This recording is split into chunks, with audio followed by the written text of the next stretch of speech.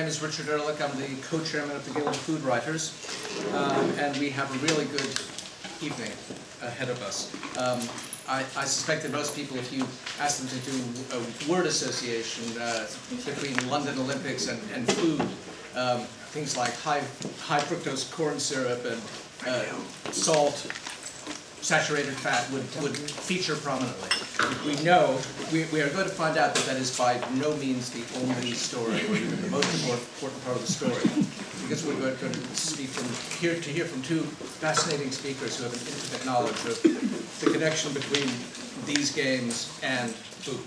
Our first speaker is Jan Matthews, who has spent all of her working life in the hotels, catering, retail, and facilities management business. She has worked at various times for Moat House and Forte Hotels, the BBC, City Inns, the contract caterer Aramark, if I'm pronouncing it, Aramark, and the Navy, Army, and Air Force Institutes.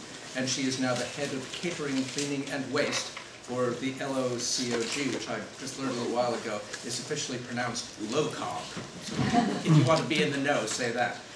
Our second speaker is Jenny Pierce, who is one of the world's leading health and sports dietitians and nutritionists. She's currently head of the head of performance nutrition at the English Institute Sport and the performance nutritionist for the BOA Intensive Rehab Unit.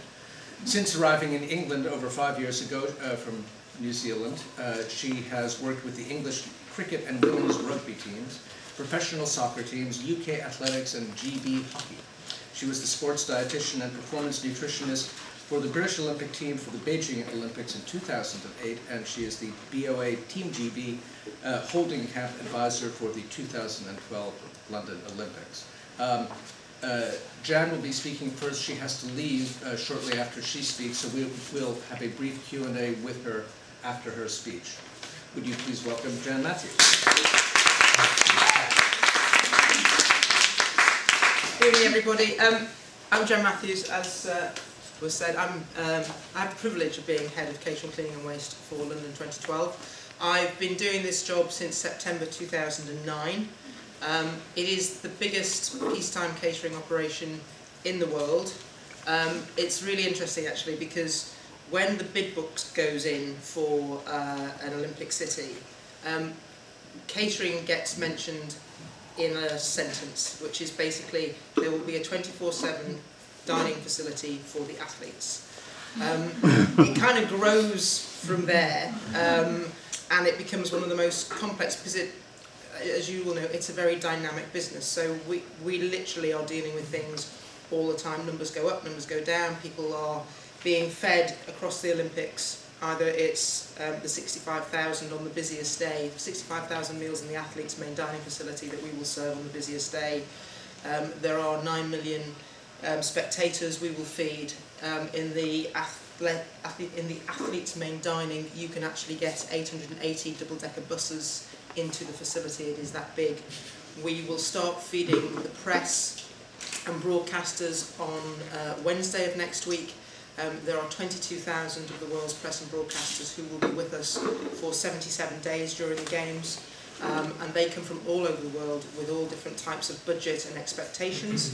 So we have food from everywhere in the world that we are providing for them, from sushi to kimchi to the best of British, because we're absolutely passionate about making sure that we promote Britain to its fullest while they are with us.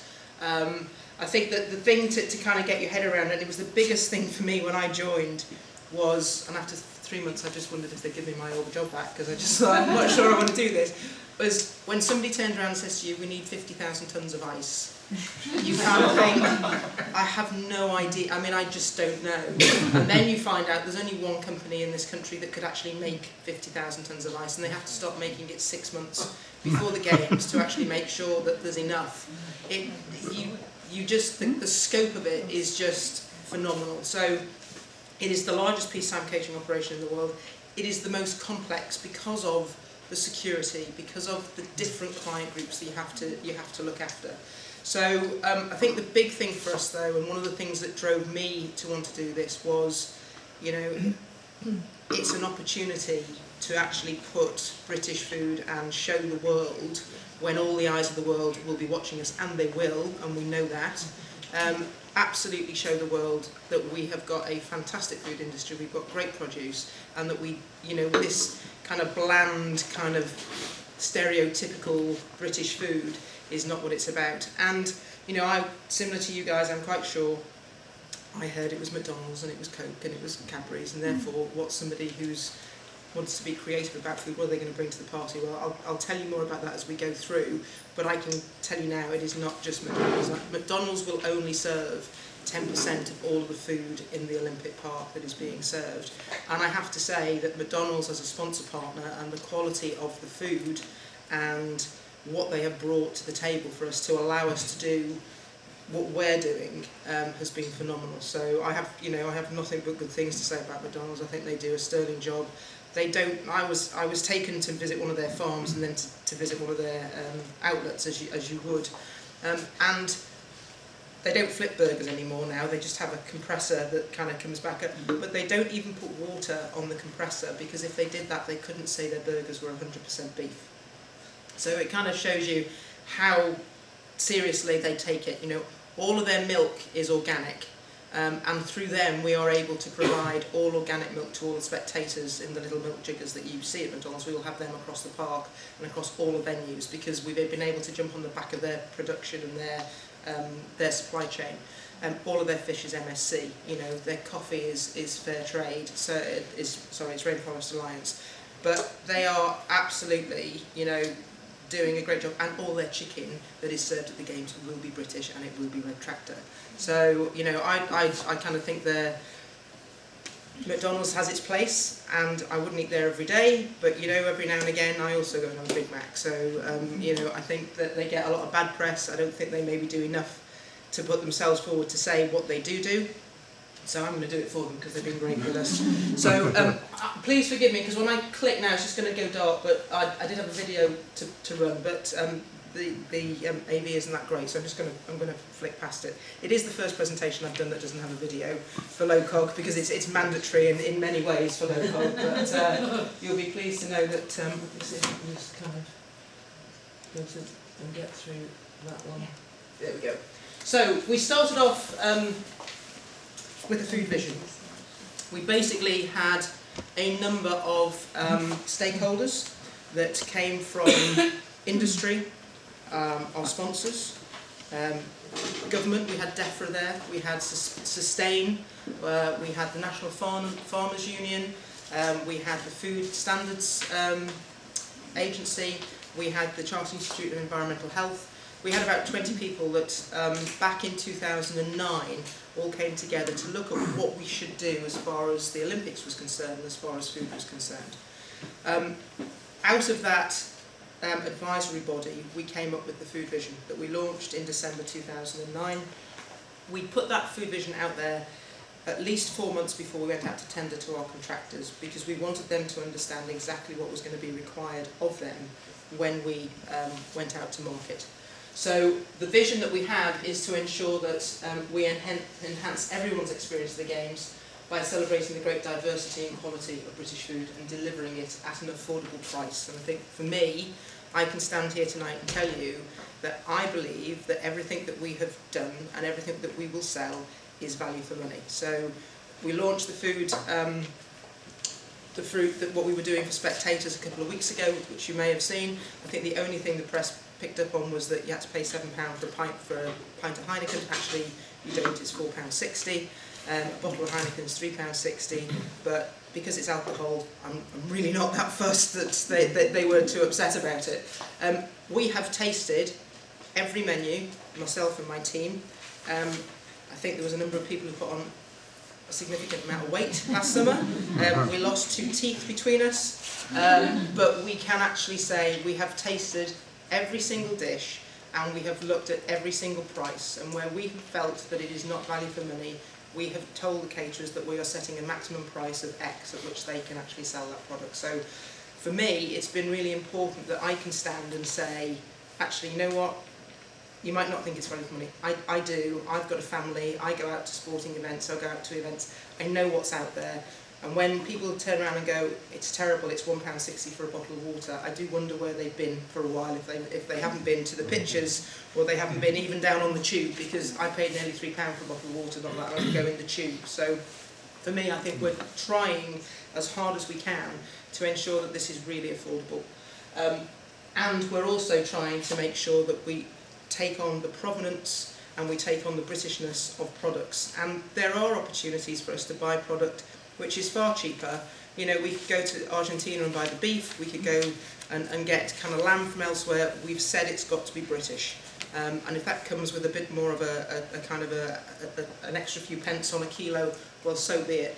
My belief is that if you don't do it for the Olympics, then you're never going to do it. So we have to really promote what we're doing. Of the 205 countries that are coming, 195 of those countries are represented in the 5 boroughs that we actually have the park on. So for me, British food tells me that I can basically do whatever I want because it's representative of the world food. So we are looking at great British stuff, and I'll tell you a bit more about that as well. But we're also trying to ensure, I mean, we've got goat curry as a spectator offer, because we know that there'll be an awful lot of people that are looking for that authentic kind of taste of different parts of Britain, and we think it's really good, because somebody told me it was a sports event. I believe it's a food event, and there's a bit of sport tagged on the end from my perspective. But I'm still to advise LOCOG that that's the case. So, Festival of Food is what we're talking about. Diversity and choice. Absolute exceptional event experience from our perspective. So we have got a concession basically to every 1,000 people that will be there, which is about the industry standard. We tried to do it on test events in May with half of the number of concessions to the number of people that were in the park, just because we need to have something for them. And you knew that there wasn't enough, so we believe we've got it right. If we'd have had the right number open, we'd have been good. We're probably the first games that will do a winter games and a summer games, because the week that we did on the park, it was colder. It was colder than it was when I was in Vancouver. It was absolutely freezing. So the key element for us is the food selection and variety.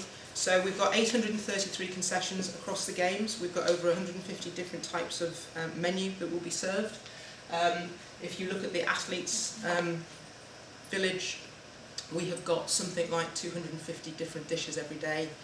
It's an 8-day menu cycle, so they won't get the same dish. There's a number of key things that they do have to have, and I'm sure Jenny will talk to you about that. You know, pasta, rice, chicken, good protein, but grilled and really kind of simple, so sauces are on the side and things like that, and if they want to add them, they add them and things like that.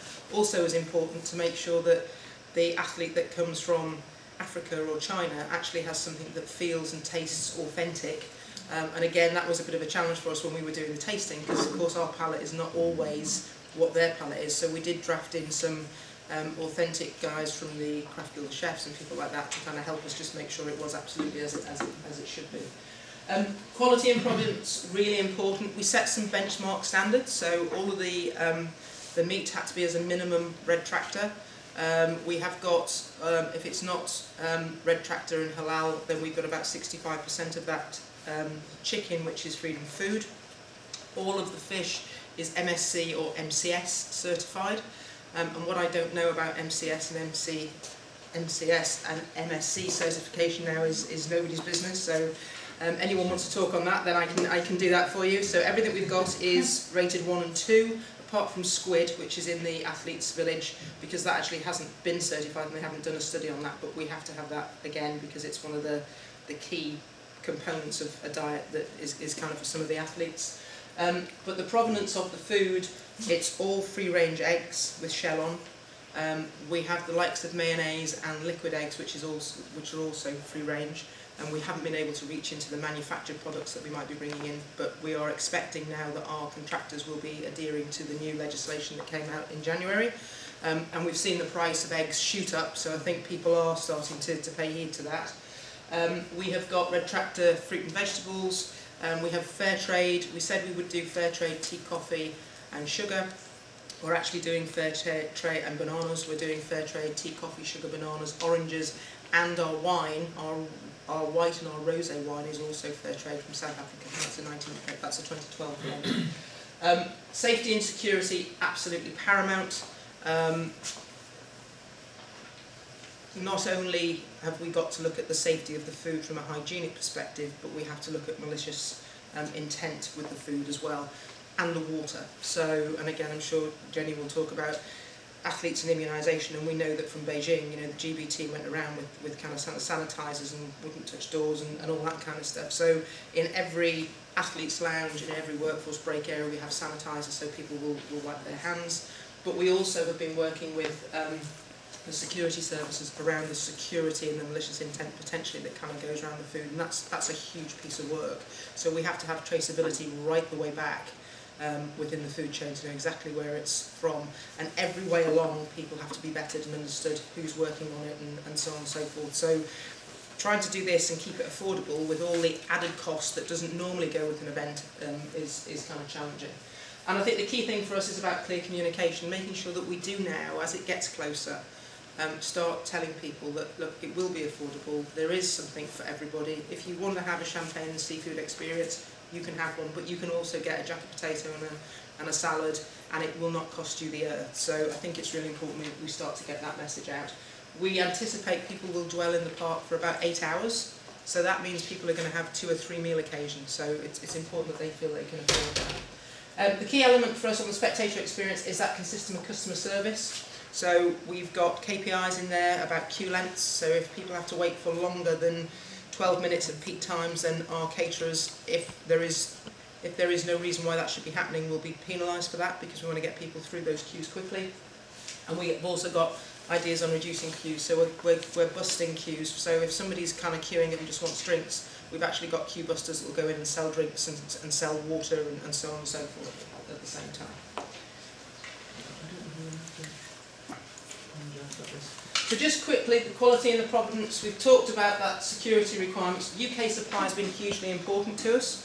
We've held 6 or 7 Meet the Buyer days where we have instructed our contractors, because everything we do is through contractors, and we've got 12 tier 1 contractors working for us, and we required them to meet with a number of small artisan producers to ensure that everybody had the opportunity of actually doing something at the games if they wanted to, and as long as they met the food vision.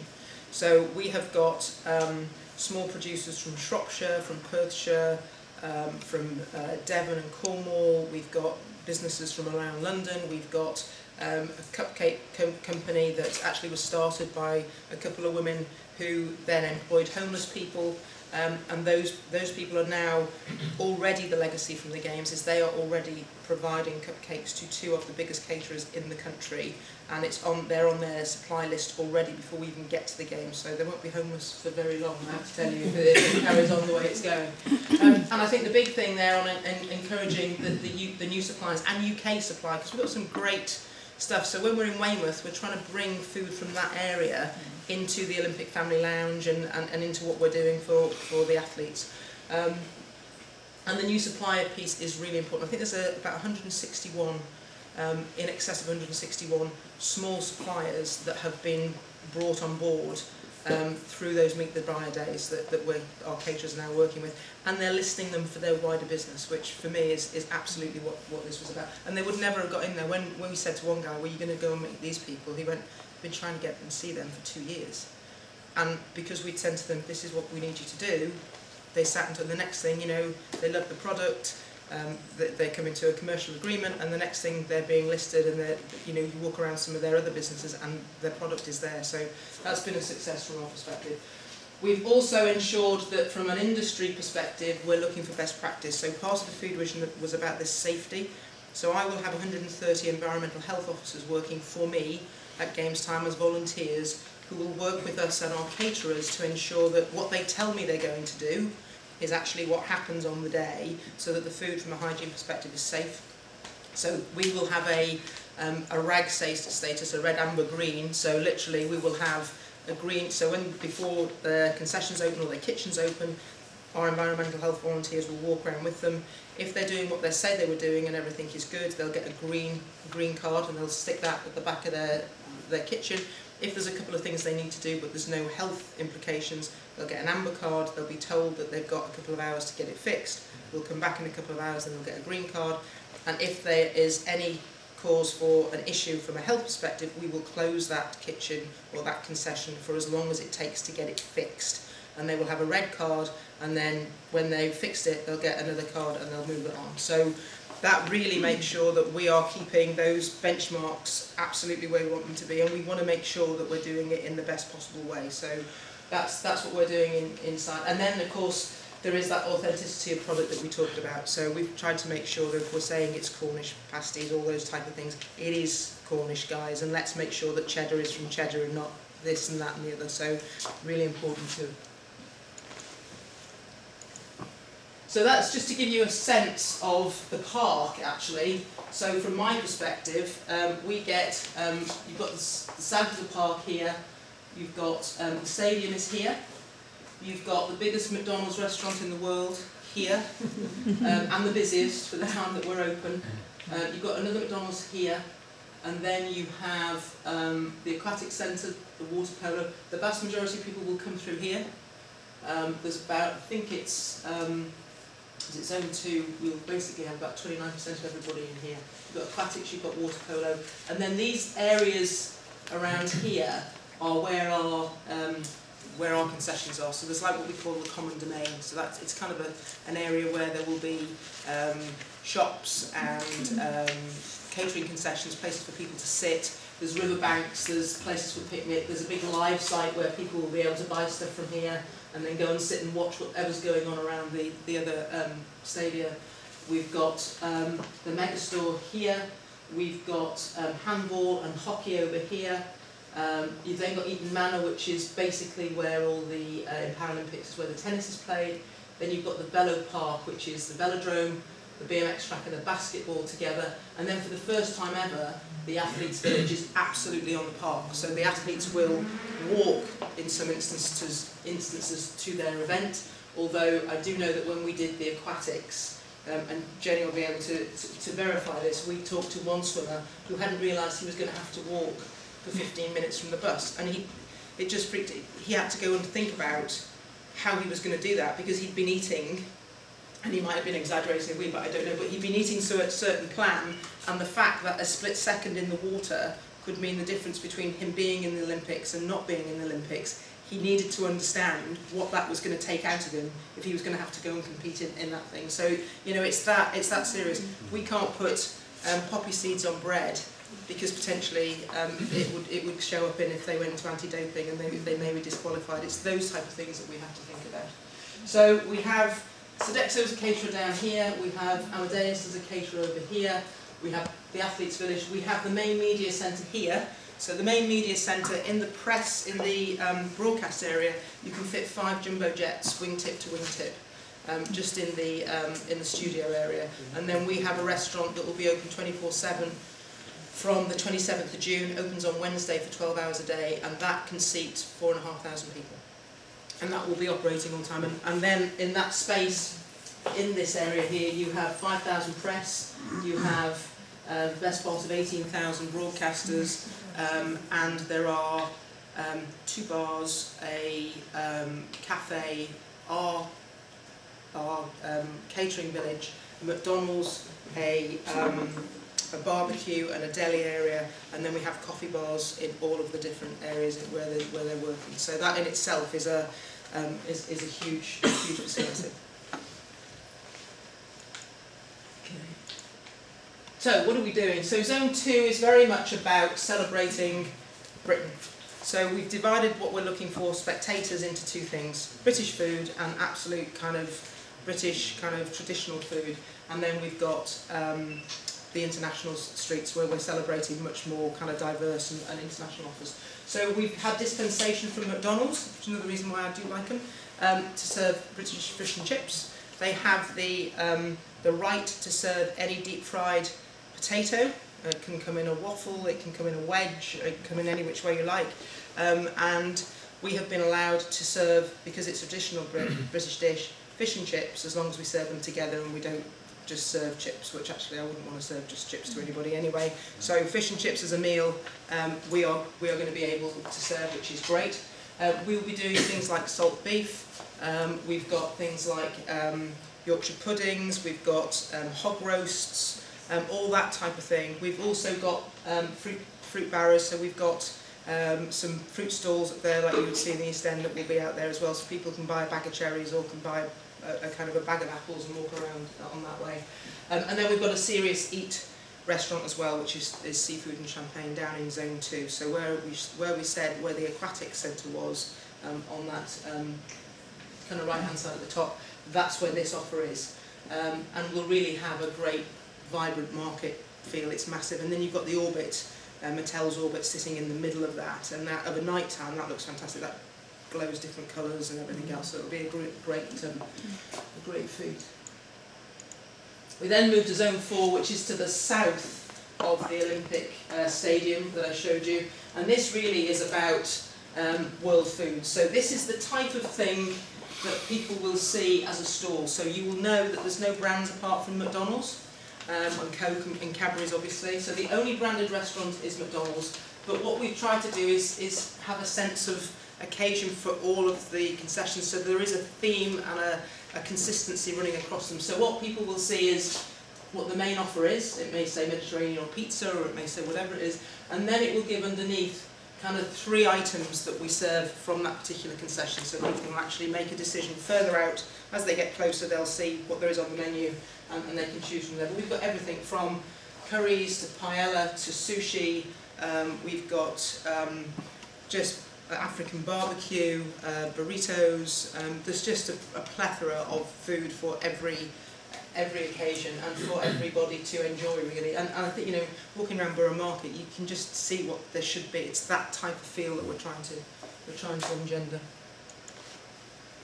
If we move down then to the opposite side where I identified the hockey, because the park's so big, the park is as big as Hyde Park, so we kind of tried to mirror what's going on the opposite side.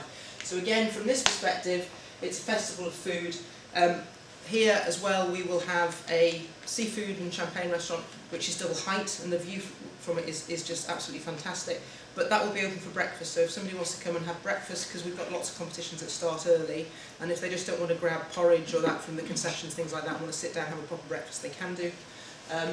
And really from our perspective, you can get afternoon tea there, you can get creams, you know, cream teas there, that type of thing. It's that environment.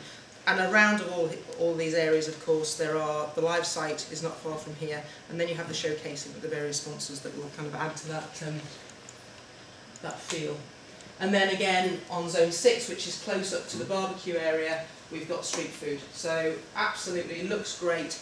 We've got wok cooking, we've got all kinds of stuff from around the world. So the feel, for me, what I'm trying to do is, my vision was to try and have a festival of food in the common domain, and then when you get into the venues, when you've paid, you've got your ticket and you go in to watch your competition, you really need classic venue meals. And by that I don't mean hot dogs. I mean, you know, you might want a really nice Cumberland sausage in a bun, but you need it handheld and you need it quick. So in the common domain we've tried to take a view that people will have more time to linger.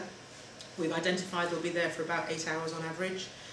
There'll be lots to do, you know, the mascots will be around, there's entertainers, there's all kinds going on. When you go into the venue, you want to go in, you want to get your ticket, you want to maybe get something to eat, you want to go and watch the session, and then you want to get out again. So for us it's really important that we can get people through really quickly in those queues and turn it around. Because in some instances, if there's a session, you might have 2 matches in hockey, for example, so you want to be able to get out, go and get a couple of drinks with kids or yourself, and get back to your seat and not have to worry about it. So that's street food.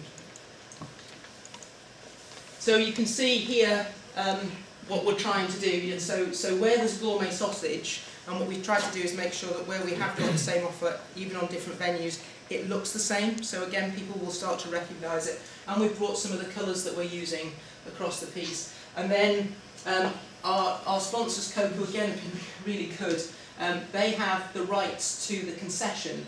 But what they do is they pay for all the menus to be done. So, and they provide us with some of the furniture that we have around the common domain and things like that.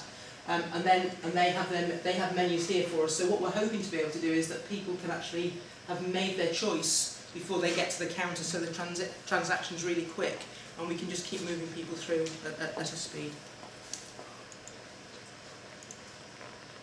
So key prices, said water £1.60, Coke products £2.30.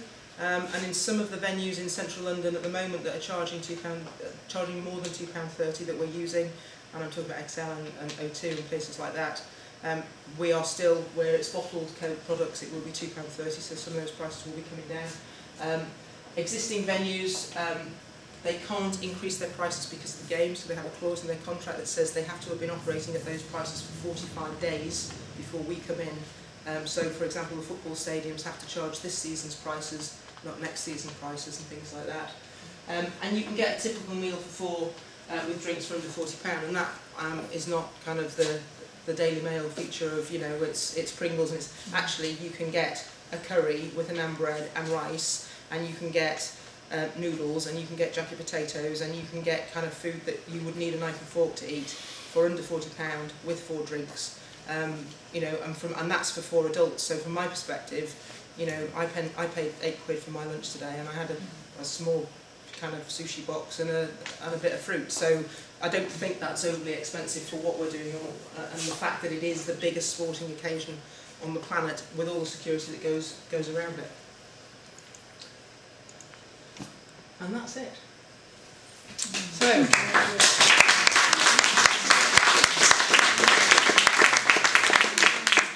anyone have any questions for Jen? A couple of questions. Yeah. One is, I have read something about those people that want to bring their own food in might be restricted. Yeah. So I'd like to address that. And also, how difficult has it been to get your message across when, as you say, quite a lot of negative press has been? Sure, okay. Take the first one first, second. So people will be allowed to bring small quantities of food in. So you'll be able to bring a bag in, so a rucksack, and people will be allowed to bring small amounts of food in that will fit in that rucksack. So if you have a particular medical condition, or if you have a child that will only eat peanut butter and banana sandwiches, and you're not sure you're going to get that, then, you know, people are allowed to bring that in. Our message to people is we genuinely don't believe you need to, because we do think that there will be something for everybody. However, you know, what we don't want to do is kind of stop people. You won't be able to bring a picnic in, you won't be able to bring kind of a food hamper in, and you won't be able to bring a trolley in with all your stuff for a picnic and stuff like that. It's not the way it's been set up. It's airport security on the PSAs, so there'll be no drinks, no liquids will be allowed in. But actually, that's what it's like. I mean, I go to the rugby matches with my son and things like that, and that's pretty much what it's like. I know in some of them, like Ascot and Wimbledon, that they allow other things in, but the view that we've taken is small amounts are fine, but picnics and things like that won't be allowed in. So, second one, how hard has it been? It's, as we get closer, it's getting a bit easier, because people are interested in the food now. So probably about 2 years ago, there's 2 messages that we need to get. One, we need to get the message out to the industry, because the food vision that we set out around, you know, Red Tractor and Freedom Food and MSC and stuff like that, a lot of them were not doing it, didn't even know what it was. The good news for me is that since we launched the food vision, the number of Red Tractor butchers, catering butchers, has doubled, which is great. And since we launched the food vision, there is now being launched a Red Tractor boxed sandwich and salad, which was never there before. So there's a lot of stuff that's happened out of what we've done. The industry, some of them welcomed it, some of them didn't. Slowly they've come around to it, because they've realised that actually when we said that's what we meant, that was pretty much what we meant. But I think now everybody's on board with it. We've used the assurance agencies that work with us, so the Red Tractor people, Fair Trade, MSC, MCS, we've used those people through Sustain to validate what's been done. So we've had third parties come back to us and go, yeah, we're happy, Red Tractor, yeah, we're happy, it's all MSC. So it's not me saying to you, it's those people that have gone around and done that and come back to me and gone, yeah, you're good. And there was a lot of, fish was interesting. I thought that would have been one of the easier ones, it wasn't. I think the message is starting to get through now. I think now's the right time for, publicly, I think now's the right time. There's part of me that says, you know what, I can say what I like. People will make their own minds up. You know, we're in an age where people will tweet, where people will blog. All I can do is say we have done so much work to make sure that this is not just about McDonald's and Cadbury's and Coke. And to be fair to them, they've never wanted it to be. I think it's hyped out of all kind of proportion, to be honest with you. I just don't think people take the time to understand exactly what they do bring to it. You know, McDonald's do a huge amount on football coaching and all this kind of stuff that they kind of give back into the community, and that gets lost somewhere on the back of it's fast food and it's junk. Well, actually, it could be a lot worse, you know, and it's good quality stuff what they're producing. It's decent stuff. So yeah, it's been difficult, but I think slowly they're interested. They want to know. I mean, I've converted friends to McDonald's because I go to dinner parties and people go, well, you just McDonald's, and you need to understand that. And all of a sudden, really, I didn't realise that. And you know, so people are interested now, which is great. I'm hoping it will add to their experience of the games. People will be there for the sport. If we can help them with the food to think that was a really good day out. You know, I go out sometimes and I go, that was a great day out. Bloody food, wonderful. I actually want them to go, you know, that was a great day out, and that curry we had was just great, you know. And I think if we can show that we can do it for the Olympic Games, I don't think there's any reason why any other sporting event or leisure event can't actually start looking to do the same thing. That's what the most unusual from a traditional British point of view thing is that's going to be served at the Games. Most unusual. Is there something really strange that you have to do for athletes from a particular country? I suppose the interesting thing is that there's a McDonald's in the athletes' main dining facility that is 650 square metres, which is bigger than any McDonald's you'll see on the high street. And once they've actually competed, because these guys, you know, as Jenny will tell you, these guys have been training for so long and so focused that once they have competed, they just want to blow out. They just want to kind of, you know, relax, because you know they'll take a bit. If they're not going on to another competition, some of them do. They just want to have a great time. We are doing we don't get the type of things we get requests for from the athletes are things about. We have to ensure that with every dish we provide the nutritional content of the dish. So we have to provide the sodium, the fibre, the calorific value, the carb, you know, the whole protein, the whole lot, so that they can see and they can balance what they're actually going to eat. We have nutritional kiosks in the main dining facility, but we have food that's coming from African, Caribbean countries. We have food coming in from China. At the beginning, what they want to do is bring their own chef, and they try it every Olympics, and they get told every Olympics that's not going to happen. And then they just want to make sure that actually they look at the menu. A lot of the NOCs, the National Olympic Committees, do come over and they sit with us and they look at the menus to make sure that there is food on there that their athletes can eat. So it's quite expansive. Yeah. Sorry, yeah. How authentically English are you actually going? Are you doing sort of things as sort of diverse as pie mash and eels? Eels are actually on the fish to avoid list. So we are doing pie and mash. There'll be pie and mash. There's Cumberland sausage. There is traditional afternoon tea. There's tea cakes. Sorry? Who is supplying with that kind of food? Big organisations like Compass. So Compass are the pie and mash and Compass. Little Both, because Compass are the caterer, and then they have a supply chain, and it goes back to these 161 companies now that are bringing it in. So what we didn't want to do was turn around and say to a small company, we want you to provide us with 25,000 pies every day for 16 days, and they have to invest a huge amount of money into their production, and then after the games there's nothing there for them. So what we've looked to do is to say to them, you need to work with people that you can actually give them the right amount of business for what their business can do now, and then take them on to greater things. So down in Weymouth we've got a number of smaller suppliers, because we've got a fairly small Olympic family lounge, and we want to show, there's a woman down there that's just absolutely fantastic macaroons and stuff like that, and we've brought her in to do those, and we've kind of said to these guys, these are the people that you need to work with. The likes of Aramark, who are doing the Athletes Village, we have got the regional food boards coming in and actually presenting. We've got what we're calling street foods and market stalls around the village, and we've got the regional food boards coming in and promoting food from their region. So we have a mixture of, I'll give you an example. The pies that will be sold in Hampden will be made specifically for us because their pies weren't actually Red Tractor. So actually we're having to have that manufacturer make those pies, which is where we've moved the sandwich people, because the number of sandwiches that we have to make is phenomenal, and because they're making so many, it's actually they've seen a business benefit in having a Red Tractor sandwich, so they're making it for us, so why wouldn't they do it for everybody else? So we have a mixture of people who are providing us with spelt, so that people who've got difficulty with wheat and that have got an option. We've got a small granola company out of Shropshire who are providing a small amount compared to what we are feeding across the athletes' village, but what we're saying is we're going to put it on maybe 4 times during the game. So we've tried to balance it so that we get the whole gamut of it, really.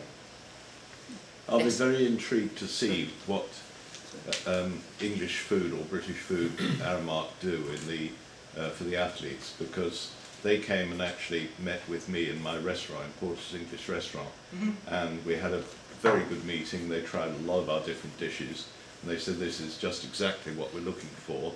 And then nothing happened for 3 months, and then we got a no thank you from them, and we just sort of wonder whether they'll take the dishes and do them anyway. Well, I mean, I can't answer that, but what I do know is that having seen the menus were written last September. Yeah. So, you know, and the menus have to It go was to June various last year sign-offs. when we met with them. Yeah. So, Yes. well, I'm sure you'll find out because the menus will be published. So, It'll be very interesting yeah, to it will. see. Yes. 2 things. First of all, is it possible to get a list of the statistics that you've just come out with, because they're so bloggable? And secondly, as luck would have it, or maybe not, on Sunday morning I land in Beijing and I'm in a cooking contest in the Bird's Nest. What have we learned from Beijing? Because I'm presenting the best of British out there, and I'd love to say back to the Chinese what we're doing in the UK. So very interesting. So I didn't go to Beijing, but I know a number of people who I work with now who did go. This last one. No, it's just that this recording will be on the website, so you can click into it. Okay. So in China, they have a very different outlook about food than we do. So, and when you go to a sporting event in China, you don't eat food. So there's not a lot of food. So in the park, and maybe Jenny, I don't know if you were there, but I mean I wasn't there, but I was told there was massive expanses of just concrete with very little choice for spectators to eat. But that's China generally. But potentially, but and because they recognise that only 500,000 of all of the spectators that would be there would be people from outside of the world, and they wanted to spend their money somewhere else. So I think, what have we learnt? I think because we've got different priorities within our country than China had and Beijing had for putting on the Olympics, and part of what we want to do is look at sustainability and provenance and make sure there's a legacy. And I think for me, there's a legacy we can leave around great food and sport. I think go together. I don't think you have to sacrifice taste to get healthy good food. And I think that the opportunity that the Games provides us in this country, where the industry is at this moment in time, I think means that we're at a place where we can use this to leverage the industry and what happens after the Games to make sure that we do have a lasting legacy for the food industry in this country, because we can prove that we can do it. Okay? Thank you. You're welcome. Thank you.